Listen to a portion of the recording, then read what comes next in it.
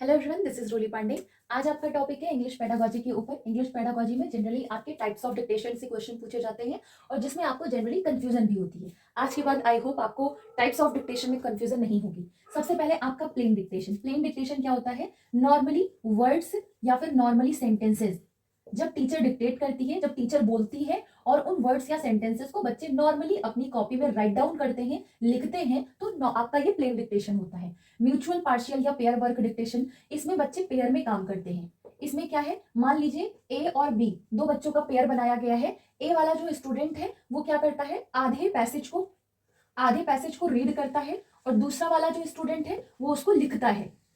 ठीक है, उसको लिखता है। इसी तरीके से जो बाकी बचा हुआ आधा पैसेज है वो बी वाला बच्चा रीड करता है और रीड करके पहले वाले बच्चे को सुनाता है और पहला वाला बच्चा उसको लिखता है, उसको राइट डाउन करता है कॉपी में। मतलब कि बेसिकली आप कह सकते हैं ए स्टूडेंट आधा पैसेज पढ़ता है और बी लिखता है, उसके बाद बी वाला स्टूडेंट बाकी बचे हुए आधे पैसेज को पढ़ता है और ए वाला उसको रीड करता है। मतलब कि रिवर्स हो जाती है ये प्रोसेस। ये आपका म्यूचुअल या पार्शियल या पेयर वर्क डिक्टेशन होता है। आपका इसमें गैप से रिलेटेड भी हो सकता है, कुछ भी है। आपका पेयर में काम कराया जा रहा है और आधा एक बच्चा कंप्लीट कर रहा है, आधा दूसरा बच्चा कंप्लीट कर रहा है। एक बोल रहा है, दूसरा लिख रहा है, दूसरा बोल रहा है, पहला लिख रहा है। तो आपका ये म्यूचुअल या पार्शियल या पेयर वर्क डिक्टेशन में जाएगा।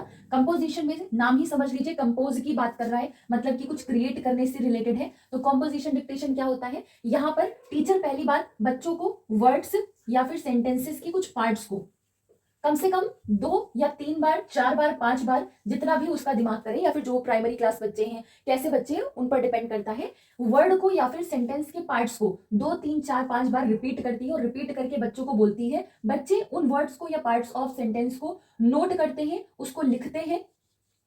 उनके इंपॉर्टेंट पॉइंट्स को लिख करके या फिर उनके जो मेन पॉइंट्स होते हैं, मेन वर्ड्स होते हैं, उनके बेस पर एक नया सेंटेंस क्रिएट करते हैं, नया सेंटेंस कंपोज करते हैं, जिससे कि उस वर्ड की या फिर उस पार्ट सेंटेंस का जो पार्ट था उसकी मीनिंग ना चेंज हो। तो ये आपका कंपोजिशन या कंपोजिशन डिक्टेशन कहलाता है। रनिंग डिक्टेशन क्या होता है, एक बच्चा किसी पर्टिकुलर टेक्स्ट को दौड़ करके रीड करके आता है और रीड करके आते दूसरे बच्चे को बताता है, दूसरा बच्चा जब उसको लिखता है, तो आपका ये रनिंग डिक्टेशन होता है। ग्रामर डिक्टेशन क्या होता है, यहाँ पर टीचर जो भी सेंटेंस बोलती है, जो भी बोलती है, उसको नॉर्मल स्पीड में बोलती है। इसको बोलने का उद्देश्य या नॉर्मल ग्रामर डिक्टेशन का जो उद्देश्य होता है वो बच्चों को है कि नॉर्मल स्पीड से बोला जाए, जिससे कि बच्चों का ध्यान ग्रामर के स्ट्रक्चर के ऊपर जाए। तो बेसिकली वर्ड्स को सिखाने के लिए नहीं, स्ट्रक्चर को सिखाने के लिए ग्रामर डिक्टेशन बोली जाती है। जिक्सॉ डिक्टेशन में होता है, ये आपको थोड़ा सा समझना पड़ेगा, इसको मैं नेक्स्ट क्लास में बताऊंगी।